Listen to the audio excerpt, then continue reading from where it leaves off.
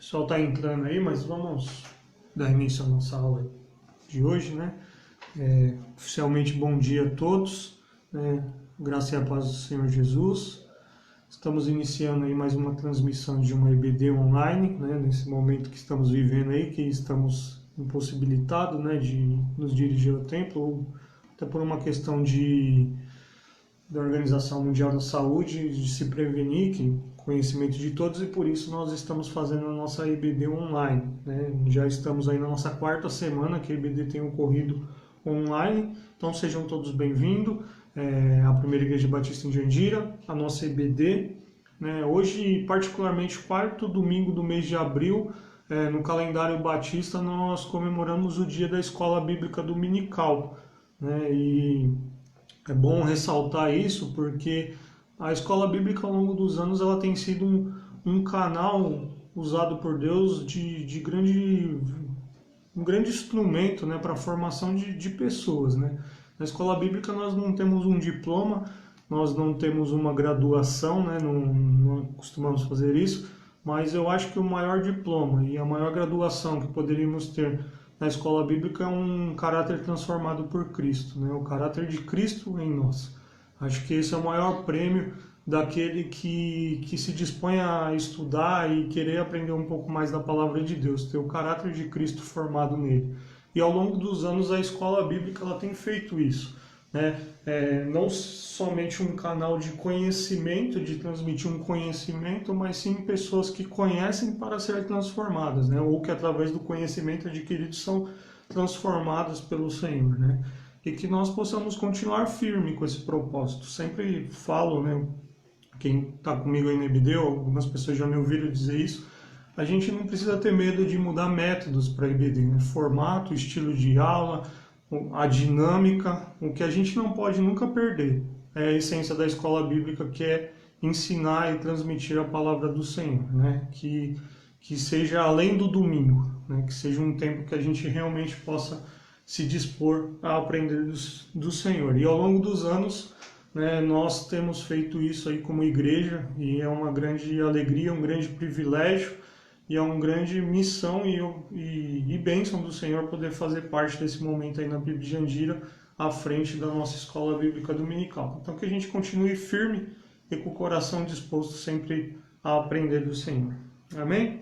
Então nós daremos continuidade à nossa aula aqui. Nós estamos estudando as cartas de Paulo, a carta de Paulo aos Coríntios. Nós estamos na primeira carta e nós estamos lá na lição 10 da sua revista, né, que eu tenho mostrado aqui, capítulo 10, lição 10, com base nos capítulos de 9 a 11, capítulo 6, versículos de 9 a 11 de Paulo ali para os Coríntios. Como disse nas aulas anteriores, não tem problema se você não tem sua revista, você pode acompanhar comigo através do texto, e se você também sentiu o desejo ou não tem acompanhado, tem as outras aulas anteriores, 3 aulas aí gravadas, está nas nossas páginas, tanto do Facebook como no YouTube, e você pode assistir essas aulas. E sinta a vontade e a liberdade de, durante a aula, manifestar a sua opinião, os seus comentários, enfim, que você tenha essa liberdade de fazer isso nessa manhã. Vamos orar, pedindo a direção do Senhor? Pai, nós te agradecemos por essa manhã de domingo, ó Pai, por esse tempo aqui, pela oportunidade, ó Pai, que temos de estudar a Tua Palavra, Pai. Obrigado porque ao longo dos anos, ó Pai, a EBD, a Escola Bíblica Dominical, que carinhosamente nós chamamos com EBD, tem sido um canal usado pelo Senhor para transformar a vida de muitas pessoas, ó Pai. Que nós possamos, ó Deus, como igreja, não ter medo, ó Pai, de inovar naquilo que for preciso, de mudar métodos, ó Pai, mas que nós nunca percamos de vista a essência da Escola Bíblica Dominical, que é expor a Tua Palavra, ensinar a Tua Palavra para que o caráter de Cristo seja formado em nós, para que Cristo seja formado em nós, ó Pai. Que esse seja o diploma de todos os alunos e que essa seja a nossa graduação, ó Pai. E nesse momento nós pedimos a Tua direção, nessa manhã de domingo aqui, para essa aula, que o Senhor tenha a liberdade de falar aos nossos corações, ó Pai. Obrigado pela tecnologia, obrigado porque mesmo nesse distanciamento, ó Pai, nós podemos estar juntos, ó Pai, nós podemos falar da Tua palavra e nós podemos ouvir a voz do Senhor, ó Pai. Essa é a minha oração. Em nome de Jesus, amém. Amém? Então que Deus nos abençoe e que Ele dirija esse tempo aqui. Nossa aula hoje ela é um pouquinho mais curta. Eu tenho seguido o roteiro da revista, até por uma questão aqui didática. E a aula de hoje, elas são apenas 3 versículos, né? Então possivelmente a gente não vá nem 1 hora de aula aí, talvez encurte até um pouquinho mais. Mas eu queria que você abrisse comigo aí sua Bíblia em 1 Coríntios, no capítulo 6, a partir do verso 9. 1 Coríntios, capítulo 6, a partir do verso 9. Diz assim a palavra do Senhor. Vocês não sabem que os perversos não herdarão o reino de Deus? Não se deixem enganar.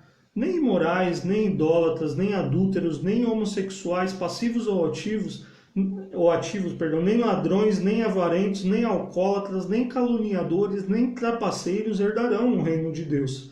Assim foram alguns de vocês, mas vocês foram lavados, foram santificados, foram justificados no nome do Senhor Jesus Cristo e no Espírito de nosso Deus. Esse é o nosso texto básico. Eu tenho sempre feito de forma didática aqui, eu sei que é repetitivo, mas é importante para a gente entender e vocês vão criar a prática de toda vez que estudar uma lição, um tema, fazer esse exercício, né? Algo que eu quero lembrar aqui com você, eu quero antes de falar, fazer com que você pense aí na sua casa, é qual é o propósito de Paulo para escrever aos Coríntios. Nós já repetimos isso nas aulas anteriores, mas Paulo ele tinha alguns propósitos e um propósito principal. E qual é esse propósito? O propósito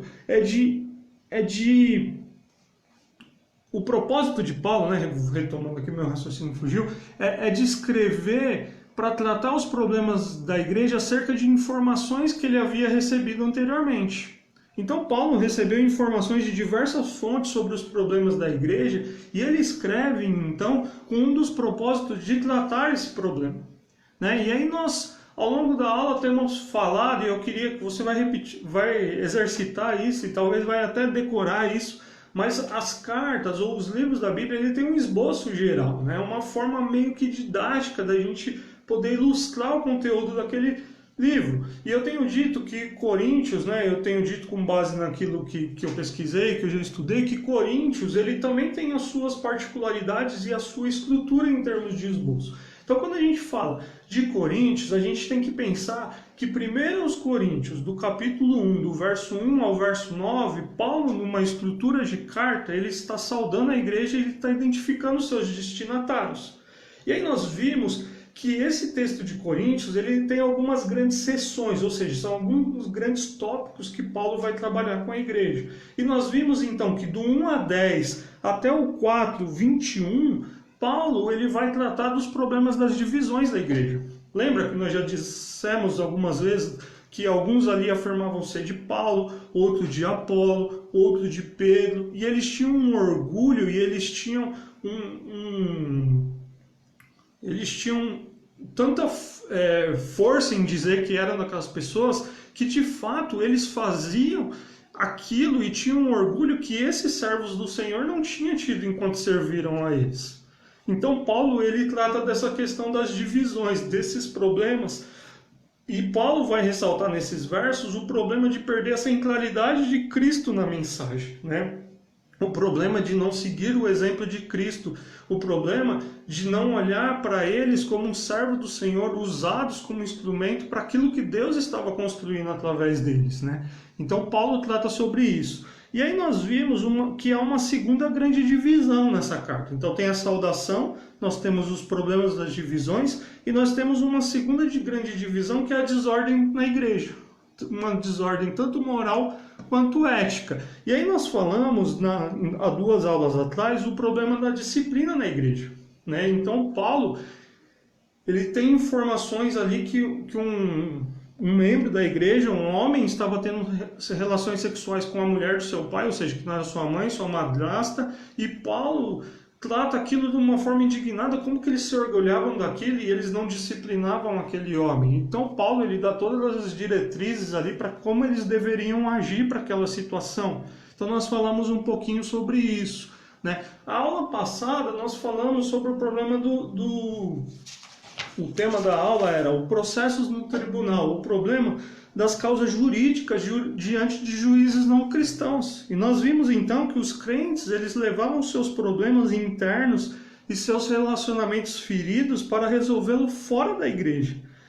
E eles estavam fracassando em viver sua posição em Cristo. E o grande problema aqui é que aquela igreja tolerava um sistema que permitia que benefícios políticos e financeiros influenciassem nas decisões, como nós vimos na aula passada. Em vez de buscar em Cristo a direção para resolver um desentendimento, eles estavam se voltando para fora da igreja. E aí nós falamos um pouquinho sobre isso. Então, dentro dessa seção que Paulo está falando da desordem na igreja moral e desordem ética, entre esses versos que nós lemos hoje, né, que é os versos de 9 a 11. Aqui é interessante, antes da gente expor a lição, fazer na nossa introdução apenas um adendo aqui, né? Nós podemos entender esses versos de hoje dentro de duas perspectivas, dentro de um contexto maior. O contexto que o autor da revista apresenta, que ele tem respaldo de alguns estudiosos, que propõe que a segunda parte do capítulo 6, que são esses versos que nós lemos hoje e o assunto da aula da semana que vem, é uma extensão do capítulo 5, no qual o apóstolo iniciou a exortação sobre a moralidade sexual. Lembra que lá no 5, Paulo ele tratou esse assunto do homem que estava tendo relação sexual com a mulher de seu pai? Então aqui ele parece retomar esse assunto. Então o autor da revista ele propõe isso. Mas há uma segunda perspectiva que trata de uma forma um pouco diferente, né? Que o apóstolo Paulo termina as questões da disciplina da igreja, ou seja, a disciplina e as causas jurídicas, com uma perspectiva sobre a ganância e o orgulho revelado nessas questões. E que essa ganância e esse orgulho faziam tão mal, ou fazem tão maus, quanto os pecados vulgares que faziam que aquelas pessoas não entrassem no reino de Deus. É como se ele terminasse esse verso 6 olhando para eles e falando assim, ó, isso, o orgulho e essa negligência de vocês é tão ruim quanto as pessoas que cometem alguns tipos de pecados que são tão vulgares na sociedade que não entram no reino de Deus por causa delas, né? Para agir de uma maneira consistente com sua posição de justiça e santidade, e que eles deveriam então agir de uma maneira consistente, né, na sua forma de justiça diante de Deus, que é o que a gente vai falar, santidade dada pelo Espírito, tais práticas teriam que ser abandonadas. Então são duas perspectivas, né? Eu estou vendo um comentário assim, sim, aula de hoje, antes e agora, lição 10, página 56 da sua revista. Se você não está com a sua revista, 1 Coríntios 6, de 9 a 11. Então essas duas perspectivas, elas são importantes na introdução aqui, e parece que é uma divisão que vai dar um pano de fundo diferente, mas elas se entrelaçam, né? Um tem um ponto de vista que a partir do capítulo 5 parece que Paulo volta no final do 6 retomar, então parece que é uma divisão ali dentro da perspectiva desses, e no 6, o que para mim é mais lógico, parece que existe no segundo ponto que para mim é mais lógico, parece que existe uma continuidade. Paulo trata de um assunto que é o problema da imoralidade sexual. Paulo trata do problema dos processos dentro da igreja, e Paulo ele vem dizer o seguinte, vocês orgulhosos, vocês que têm o coração assim, vocês são tão ruins quanto quem comete pecado ou o pecado que vocês cometiam antes de pertencer a Cristo, entendeu? Então isso vai se entrelaçar em algum momento, né? O que Paulo deixa muito evidente é que a prova de que alguém se tornou seguidor de Cristo é a transformação pelo ensino de Cristo, né? Seu sistema de valores e o seu modo de enxergar o propósito da vida. Esse é a grande evidência, a grande prova de que alguém se tornou um seguidor de Cristo. A grande questão aqui, mais uma vez, é que o comportamento dos cristãos de Coríntios demonstra uma grande desconsideração por aquilo que significa imitar a Cristo e ser membro da Igreja de Cristo. Parece que, mais uma vez, dentro de um contexto maior, os coríntios desprezavam isso, e Paulo está chamando a atenção deles. E aqui, eu coloquei no meu esboço aqui da lição, aqui é importante a gente fazer uma pausa. De tudo que nós já vimos e temos falado nessas últimas 10 semanas, aí 4 online, mas nas 6 aulas anteriores, é interessante que lendo ou estudando aqui os assuntos, talvez possa surgir uma pergunta em nossa mente. Será que esse povo era crente mesmo? Não sei se você já fez essa pergunta, mas estudando a lição e vendo o desenrolar da lição, você olha para aqueles camaradas, a forma de viver deles, a forma que eles se portavam, faz a pergunta, meu, será que esses caras são crentes mesmo? E eu queria que você pensasse um pouquinho aí sobre isso. Será que de fato eles eram crentes? Será que eles eram alguém que davam essa evidência de que se tornou um seguidor de Cristo pela transformação do ensino de Cristo? É interessante, e só para a gente pensar, porque os estudiosos aqui, pesquisando um pouquinho, vai nos dizer que Paulo cuidadosamente chama aquele povo cerca de 20 vezes por irmãos. Interessante que quando nós voltamos aqui, o que nós já estudamos, capítulo 1, verso 2, ele diz assim, a igreja de Deus que está em Corinto, aos santificados em Cristo Jesus e chamados para serem santos, juntamente com todos que em toda parte invocam o nome do nosso Senhor Jesus Cristo, Senhor deles e nosso, aos santificados em Cristo Jesus e chamados para serem santos. Nós falamos na aula passada, e é importante retomar aqui, que a igreja de Corinto ela estava sofrendo uma forte influência pelo meio em que ela vivia. A igreja, os discípulos de Jesus, eles estão no mundo para influenciá-lo. Jesus disse ser sal, ser luz do mundo, e não para ser influenciado pelo mundo. Porém, na igreja de Corinto, o mundo estava ditando as normas e os comportamentos. Sim, eles eram crentes transformados por Cristo Jesus, mas que muitas vezes estavam negligenciando o seu relacionamento com Deus. E alguém comentou, se eu não me engano, a Paula na aula passada, como é no Corinto, a gente coloca isso como um sendo atual para os nossos dias. Sim, porque não diferente de Corinto, muitos de nós muitas vezes fazemos parte da igreja de Cristo Jesus, somos alguém chamados por Cristo Jesus, mas a nossa forma de viver, os frutos que nós demonstramos, o fruto, as atitudes que demonstramos no nosso dia a dia, não parece de alguém que houve um encontro com Cristo Jesus. O Éder está dizendo que Paulo tinha zelo pela igreja de Cristo, por isso toda essa orientação e esse puxão de orelha. A igreja deve ser semelhante a Cristo, sim, como nós já temos falado, eles estavam negligenciando a identidade deles em Cristo, né? E por isso, então, Paulo de fato dá esse grande puxão de orelha para eles. E aí é interessante que a gente precisa entrar um pouquinho agora, então, depois dessa introdução, na aula de hoje, né? O que Paulo está nos ensinando aqui?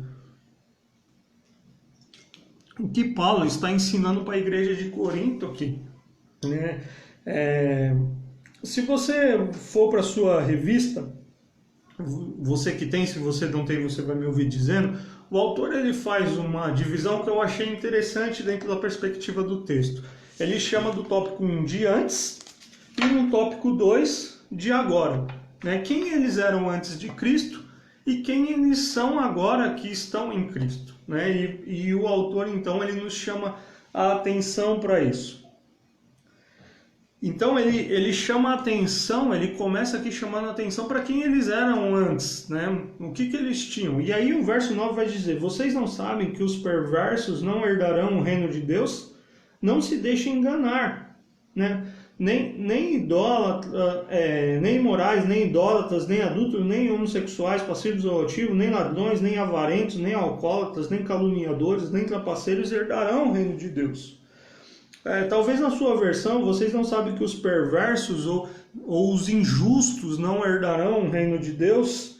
Injustos ou os perversos são aqueles que estão excluídos do reino de Deus. Excluído por quê? Devido ao seu caráter e a sua forma de viver, não herdarão, porque aquele que não nasceu de novo, aquele que não foi regenerado, a gente vai falar, não tem o reino de Deus. A condição para o reino de Deus, Jesus deixa evidente, o apóstolo Paulo nas suas cartas deixa muito evidente, a palavra de Deus nos deixa evidente isso, é um caráter, uma vida transformada, é nascer de novo.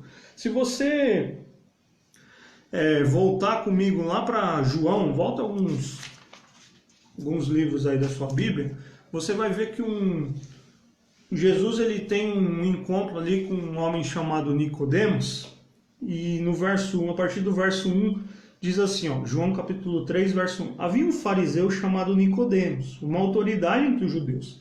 Ele veio Jesus à noite e disse, Mestre, sabemos que ensinas da parte de Deus, pois ninguém pode realizar os sinais milagrosos que está fazendo se Deus não estivesse com ele.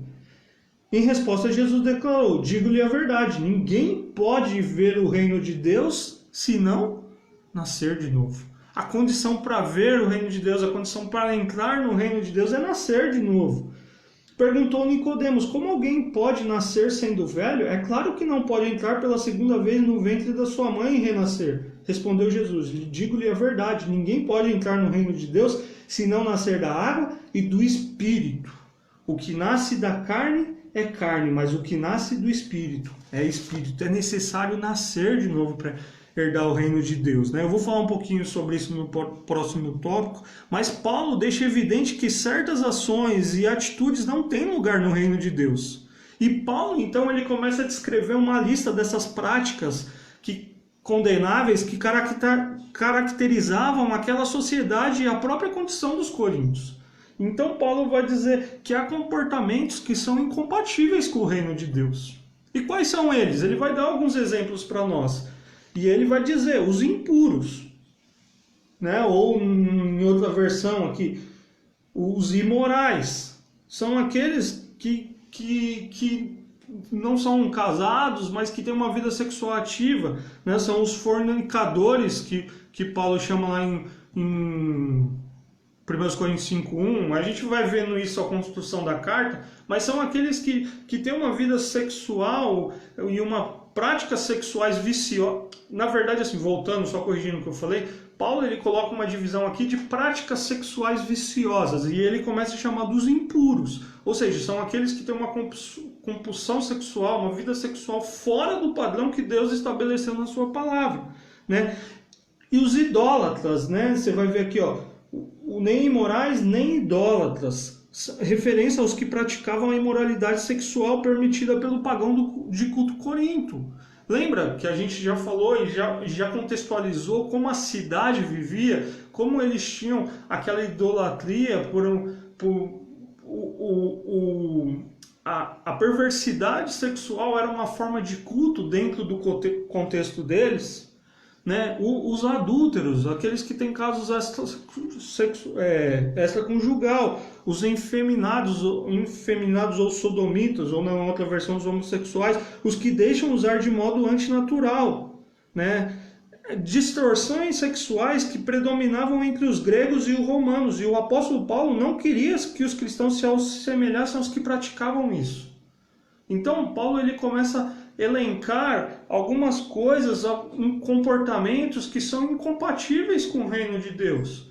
Paulo começa a elencar aqui algumas situações que eles deveriam se examinar e falar, isso não é compatível com o reino de Deus, né? E aí ele vai numa segunda categoria de erros aqui, de pecados contra os outros. Ele enfatiza essencialmente as atitudes pecaminosas que prejudicam a terceiros, os ladrões, os que tomam as coisas que não lhe pertencem, os avarentos, aquelas pessoas que são egoístas, mesquinhas, os bêbados, os alcoólatras aqui, né? Os maldizentes, as pessoas que destroem com o que falam. Maldizer é um pecado que decorre de um coração cheio de ódio. Os roubadores, as pessoas que praticam extorsão, que desviam recursos, que fazem tráfico de influência, que comercializam mercadoria falsa e muitos outros tipos de roubos que eram comuns no tempo de Paulo.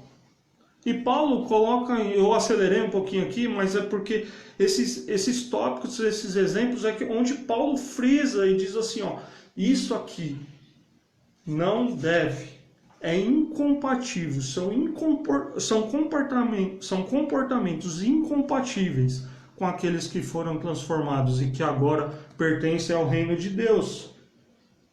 Vocês não sabem, veja novamente, que os perversos não herdarão o reino de Deus? E aí ele termina dizendo que todas essas pessoas não herdarão o reino de Deus. Pessoas que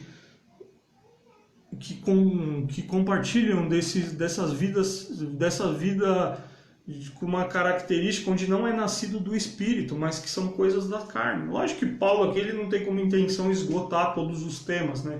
Ele dá exemplos de práticas muito comuns no contexto ali de Corinto, mas aqui talvez é um primeiro tópico para a gente fazer um exercício. Será que nós também não temos essas coisas em nossos dias?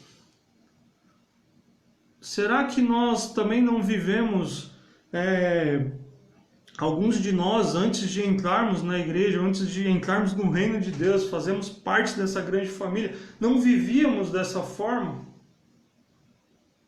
Ou será que nós que já fomos transformados por Cristo, fazemos parte da igreja de Cristo, será que alguns não têm cometido esse tipo de coisa? Paulo, ele diz assim, esse tipo de perversidade, aqueles que são perversos, que não têm um coração transformado por Cristo Jesus, não herdarão o reino de Deus. A condição para herdar o reino de Deus é nascer de novo. E Paulo, ele olha para aquele, fazendo a junção aqui da minha introdução, do verso 5 e do verso 6, ele fala, olha o nível que vocês chegaram. Vocês toleram essas práticas sexuais perversas no meio de vocês. Vocês processam uns aos outros, tentando se beneficiar de um sistema que subjuga o mais pobre para cada vez ter mais mérito e alcançar mais posições. E no meio de tudo isso, ele para e ele olha assim, vocês não sabem que os perversos não herdarão o reino de Deus? E Paulo, então, ele elenca esses exemplos, dizendo assim, esses camaradas não herdarão o reino de Deus. Mas aí Paulo, já fazendo um link para o nosso próximo verso, no verso 11 ele já começa assim, assim foram alguns de vocês. Assim vocês foram no passado. Assim era a vida de vocês. Então por que trazer tais práticas agora para dentro do contexto da igreja? Assim foram vocês. Assim vocês viveram nessa sociedade, nessa cidade de Corinto perversa, mas que um dia foram alcançados pela graça de Cristo Jesus e agora devem viver de forma diferente. Paulo, ele dá esse puxão de orelha mais uma vez, dizendo que certos crentes da igreja de Corinto eram sim ex-fornicadores, ex-adúlteros, ex-ladrões, mas haviam experimentado a transformação que o evangelho promove. Não nos esqueçamos de que cada crente, um de nós que é crente, é um pecador que abandonou as práticas condenáveis porque foi salvo por Cristo. E como essa é a beleza da igreja, porque saber que todos nós, que um dia tínhamos tais práticas, talvez não essas aqui, mas alguns essas aqui, agora fazemos parte da igreja de Cristo Jesus. Eu gosto de uma frase que eu li uma vez num livro, que eu não lembro o título assim, mas que o autor dizia assim, pessoas que nós não escolhemos, mas que Deus escolheu e que agora estão no mesmo lugar, compartilhando da mesma fé conosco. E nós, líderes, nós cristãos mais experientes, temos que ser maduros e temos que saber lidar com essas situações, criar a unidade nesse contexto. Unidade que, como eu tenho dito nas últimas aulas, vem através de um coração transformado, que flui amor e que aceita essas pessoas agora transformadas ou que estão em processo de transformação em Cristo Jesus. Mas quando tem orgulho, mas quando tem vaidade, mas quando tem partidarismo, a gente muitas vezes começa a fazer como os coríntios. Começa a perder a sensibilidade para aquilo que Cristo está fazendo em nós, ou através de nós. E Paulo, então, ele para aqui no meio de tudo isso, ele fala assim, deixa eu dar mais uma chamadinha de atenção para esse povo. Lembra como algum de vocês eram? Vocês sabem que no meio aí da igreja tinha alguns que eram assim. Mas eram práticas seculares, práticas mundanas, que quem pratica tais práticas não herdarão o reino de Deus. Mas agora vocês foram transformados. Assim foram um de vocês. Mas vocês foram lavados, foram santificados, foram justificados no nome do Senhor Jesus Cristo e no Espírito do nosso Deus. Foi necessário que o eficaz poder do Espírito de Deus para converter pessoas como aquela dos seus pecados e fazê-la membros da igreja de Deus. O Espírito de Deus foi necessário para que aquelas pessoas que viviam essa perversidade pudessem ser transformadas e agora fazer parte da igreja de Cristo Jesus. E aí Paulo, ele descreve aqui para os coríntios que a vida cristã envolve três coisas: ser lavados, ser santificados e ser justificados. Para os teólogos de plantão aí, Paulo não está tendo importância em sistematizar isso, o que vem posteriormente através da teologia sistemática. O que Paulo está explicando aqui é aquilo que Deus operou em nosso coração e tem feito em nós e fez aqui em Coríntios. Paulo, lavados. Paulo está referindo-se aqui à obra transformadora e capacitadora do Espírito na vida do cristão. Paulo faz uma referência aqui à regeneração, ao nascer de novo, um ato soberano de Deus que vem com arrependimento e fé. Deus nos salvou segundo a sua graça e a sua misericórdia. E me vem à mente aqui, porque é interessante, eu quero fazer essa ressalva, é que a gente não precisa abandonar tudo isso para vir para Cristo Jesus. Eu vou explicar o que eu estou querendo dizer. A gente precisa vir para Cristo Jesus como nós estamos. Porque esse Espírito que é eficaz, ele produz essa transformação e essa mudança em nossas vidas. Talvez muitos de nós, ou talvez alguns de nós, ou talvez outros que irão nos ouvir, têm vícios, têm coisas que sabem que estão contra a palavra de Deus e envergonhados, se sentem receosos de vir até os pés de Cristo Jesus, e Cristo nos chama para ver como estamos.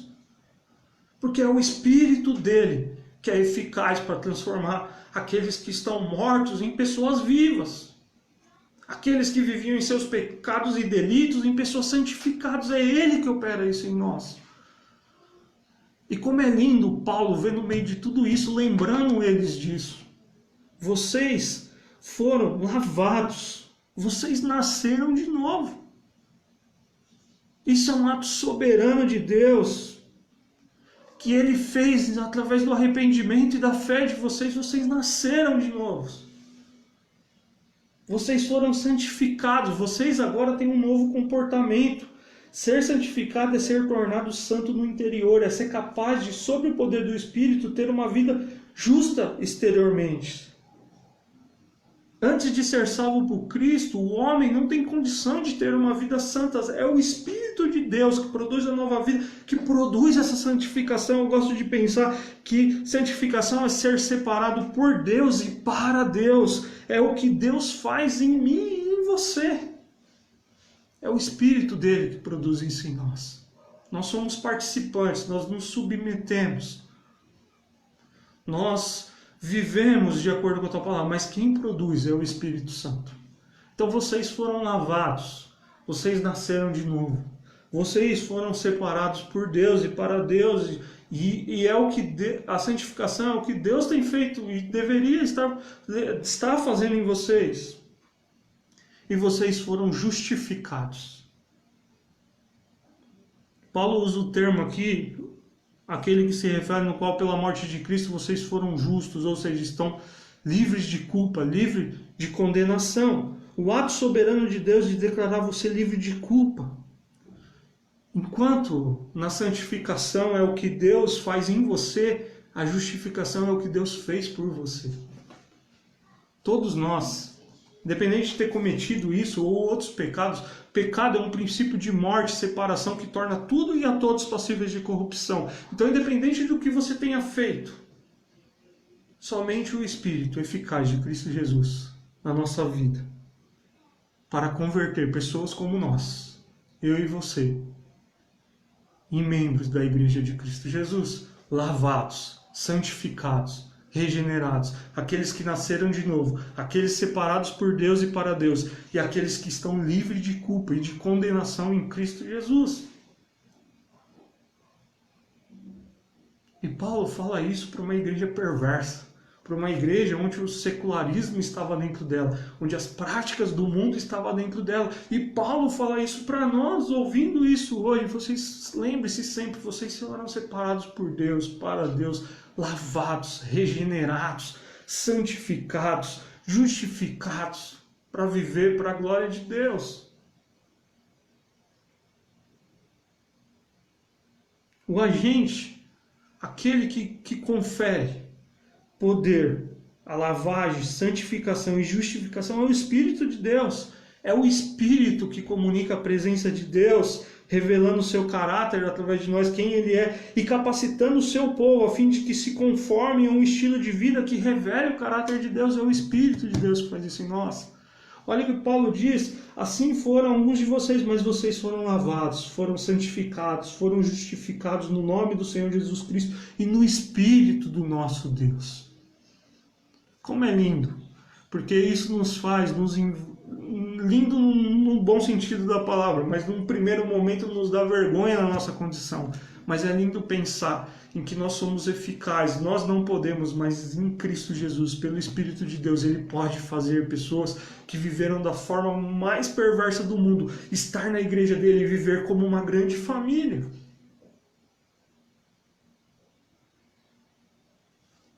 Uma vida lavada, santificada e justificada deve produzir um modo transformado de existência.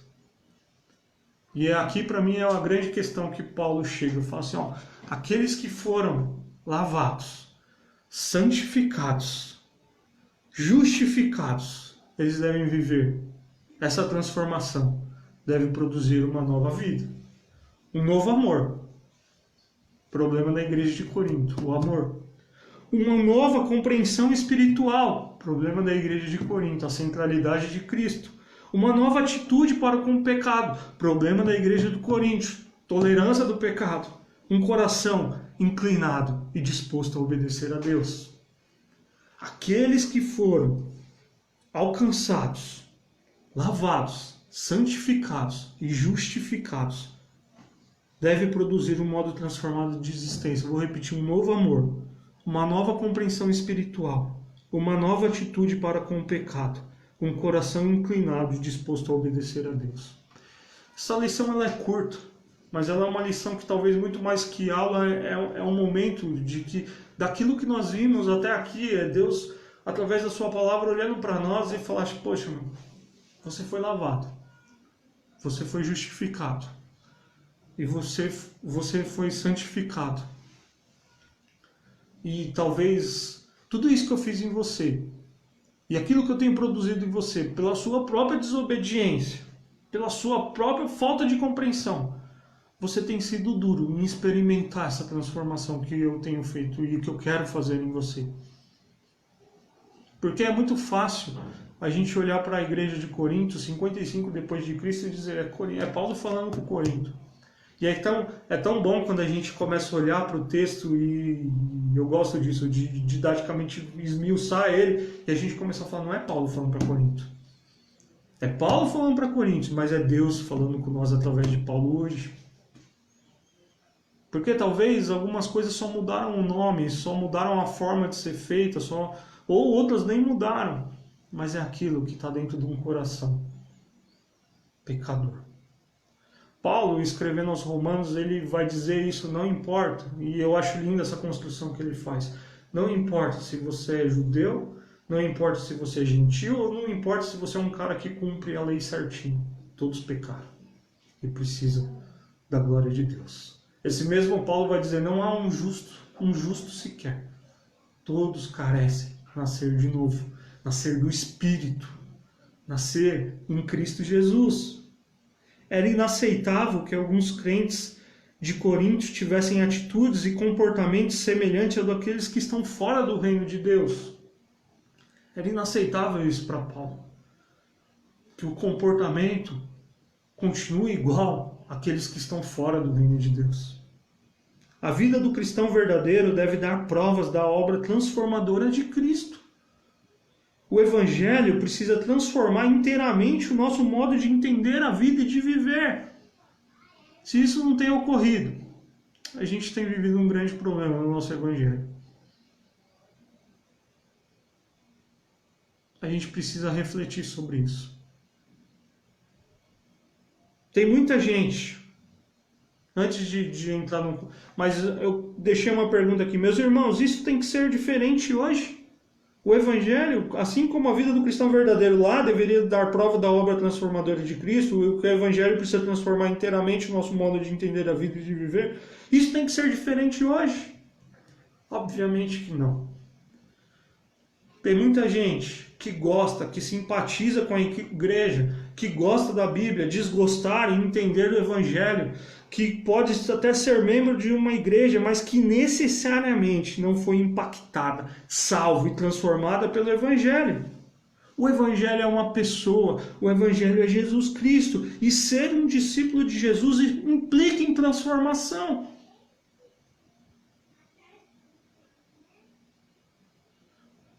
Já falei isso em outros momentos aqui, e é dever nosso como igreja amar as pessoas, cuidar das pessoas, abraçar as pessoas, fazer com que as pessoas se sintam bem no nosso meio, mas isso não salva ninguém. O que salva alguém é o Evangelho. Pessoas decepcionadas com a sociedade em que vivem hoje, o que elas mais buscam é aceitação em um lugar que vão abraçar ela, que vai amar ela, que vai envolver ela, que vai colocar ela para fazer algumas coisas, mas o que transforma o caráter e a vida e a eternidade dessa pessoa, ao começar daqui, é o Evangelho, é Jesus Cristo que produz transformação. Porque a pessoa, quando ela foi alcançada por esse Evangelho, ela não está olhando somente para Paulo, para Pedro e para Apolo, ela está olhando para Cristo Jesus. Porque muitos hoje não olham para Paulo, não olham para Pedro, não olham para Apolo, mas olham para a Escritura, olham para pastores, olham para práticas e não olham para Cristo Jesus. E Paulo nos chama a atenção aqui que um caráter transformado, ele olha para a vida antes e ele olha para a vida agora transformada por Cristo Jesus. A igreja é uma comunidade de pecadores, de pessoas inconformadas com os seus pecados e regenerados por Cristo Jesus. Olha que lindo isso. Nós somos pecadores, mas somos inconformados com nossos pecados. Nós clamamos a Deus, Senhor, me muda, transforma, mas regenerados por Cristo Jesus, aqueles que nasceram de novo. Quando Cristo, ele não é central na igreja, na vida de um cristão, seu cristianismo pode ficar reduzido a uma teologia ou a regras.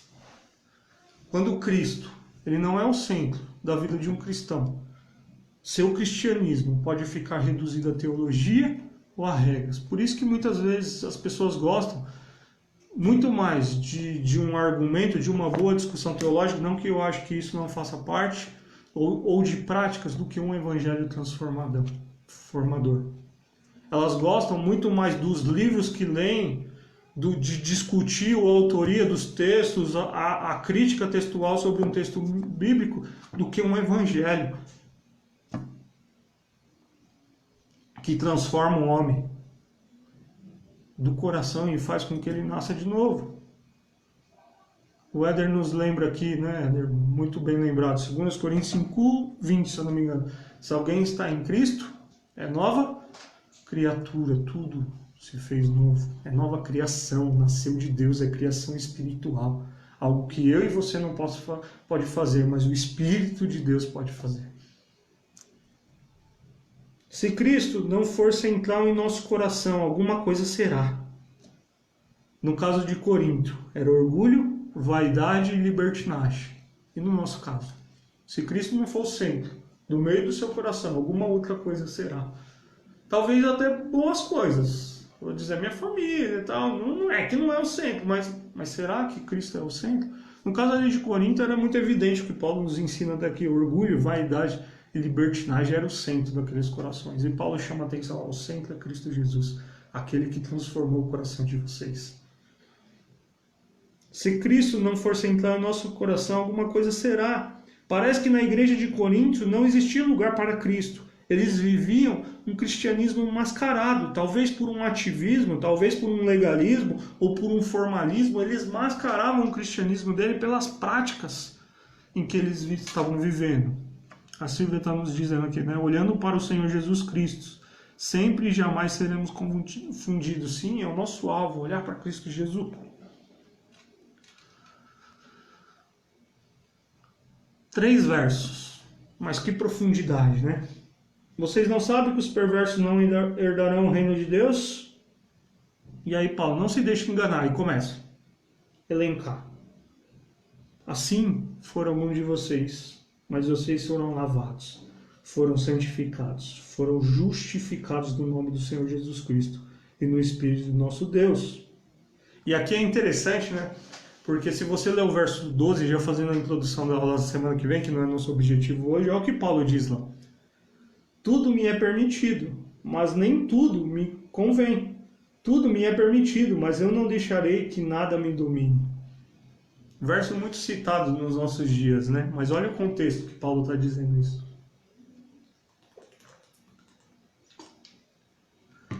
Né? Paulo ele chama a atenção aqui, ele vai entrar novamente, ele vai dar um exemplo dos alimentos e ele vai entrar novamente na questão da imoralidade sexual aqui, mas ele já olha aqui, ele já começa, né? Tudo me é permitido, mas nem tudo convém. Tudo me é permitido, mas eu não deixarei que nada me domine. Que o que domine os nossos corações seja Cristo Jesus, aquele que nos lavou, aquele que nos santificou e nos santifica, e aquele que nos justificou, que fomos justificados, pelo qual nós fomos justificados. Que esse ocupe o centro do nosso coração, meus irmãos. Quero caminhar para a conclusão aqui. Eu falei que a aula seria mais curta, mas o nosso tempo já avançou. 3 aspectos aqui é importante para a gente concluir esse assunto. Ter e ser controlado por convicções centralizadas em Cristo sobre o futuro e sobre o passado é essencial para uma vida frutífera na igreja local e para a saúde espiritual do próprio cristão individualmente. Ter e ser controlados pelas convicções centralizadas em Cristo sobre o futuro e sobre o passado, aquela condição em que nós vivíamos e sobre quem nós somos e aquilo que nós seremos, é essencial para que a gente tenha uma vida cristã frutífera na nossa igreja local e individualmente. Que a gente não perca nunca de vista quem nós éramos antes. E por mais que talvez você possa dizer, eu não fiz nada dessas coisas, mas a Bíblia nos diz claramente que todos nós somos pecadores. E éramos alguém que merecia a ira de Deus, mas que o seu amor nos alcançou. E por o amor e pela graça dele nós fomos salvos. Os coríntios convertidos pertencem a uma comunidade diferente, e uma vez que se relacionam com Deus de forma diferente, também devem relacionar-se uns com os outros de forma diferente. Agora, Coríntios, vocês lembram da sociedade em que vocês viviam? Vocês vivem, na verdade, essa sociedade marcada por culto a outros deuses, essa sociedade idólatra, essa sociedade de sem raiz, essa sociedade em que as pessoas passam muito rápido porque só estão em trânsito ali. Agora vocês fazem parte de uma outra sociedade. A sociedade que pertence a Cristo Jesus, aquele que transforma a maneira de viver de vocês. Aquilo que vocês entenderam aqui, que transformou aqui e que agora leva para vocês viver a vida um com o outro de uma forma diferente. Algumas ações e atitudes não têm lugar no reino de Deus. A vida do cristão verdadeiro deve dar provas da obra transformadora de Cristo Jesus. Algumas ações e atitudes não têm lugar no reino de Deus. A vida do cristão verdadeiro deve dar provas da obra transformadora de Cristo Jesus. Penso que Paulo termina aqui, nesses versos aqui, não terminando ainda a sua carta, mas terminando a nossa aula aqui, olhando para eles e dizendo, tem algumas ações e atitudes que vocês viviam antes, mas não é ações e atitudes que tem que ter naquele coração que foi alcançado por Cristo Jesus. Vocês, servos de Deus em Corinto, vocês, membros da primeira igreja batista em Jandira do século 21, ou aqueles que nos escutam aqui, vocês devem viver e dar provas da obra transformadora que Cristo fez em vocês. Que essa seja uma realidade em nossas vidas. É uma aula mais curta, mas que Paulo simplesmente aqui numa divisão muito simples, o antes e o agora. Como que você vivia antes? Até que Cristo um dia pela sua graça, pelo seu amor te alcançou e te deu vida. E como que deve ser a sua vida agora? Né? Como que você tem refletido, evidenciado essa transformação que Cristo fez em você? Infelizmente, nos nossos dias, muitos não têm dado boas evidências. E felizmente, em nossos dias, muitos têm dado boas evidências de que um dia foram alcançados e transformados por Cristo Jesus. Uma aula um pouco diferente, hoje um pouco mais chamando a atenção, numa forma de um não devocional, mas como se fosse um estilo de pregação, mas uma aula para nos chamar a atenção e nos fazer lembrar de quem nós somos em Cristo Jesus. A Renata coloca aqui, a premissa de ser lavados, regenerados, santificados, separados, justificados em Cristo Jesus pela graça deve ser nossa prática de conduta cristã que nos conectam a Cristo. Sim, é aquilo que Deus fez por nós em Cristo Jesus. Ele nos lavou, em Cristo nós nascemos de novo, Ele nos santifica, Ele nos separa por Deus e para Deus, e Ele nos justifica, Ele nos torna livres de culpa. E isso é graça de Deus, é amor de Deus por nós. Vamos orar para a gente encerrar nossa aula. Pai, nós te agradecemos por essa manhã de domingo, por esse tempo aqui, ó Pai, obrigado porque o Senhor tem nos ensinado, ó Pai, essas manhãs, ó Pai, tem nos ensinado através da igreja de Corinto, Pai, que possamos aprender, ó Pai, a viver um verdadeiro evangelho e que nós realmente sejamos alguém que demonstre nessa sociedade em que vivemos alguém que foi alcançado e transformado por Cristo Jesus. Pai, como é lindo saber que na tua igreja não é feita de pessoas perfeitas.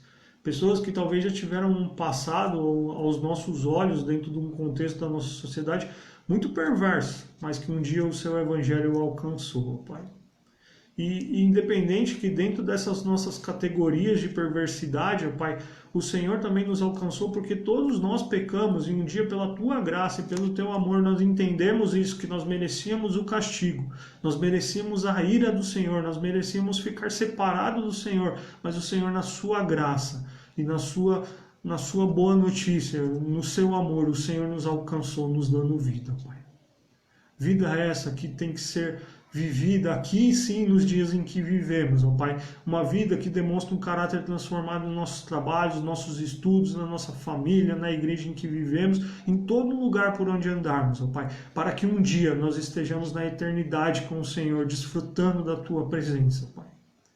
Nos ajude, ó Pai, a ter uma visão e nos ajude a viver o Seu Evangelho. Nos ajude, ó Pai, a como igreja, ó Pai, manter esse canal de Escola Bíblica Dominical no dia que nós comemoramos hoje como denominação. A viver, ó Pai, uma igreja que prega, ó Pai, que ensina de forma didática, clara, essa Sua palavra, ó Pai. E que no final de tudo isso, ó Pai, o nosso diploma seja um caráter e uma vida transformada por Cristo Jesus.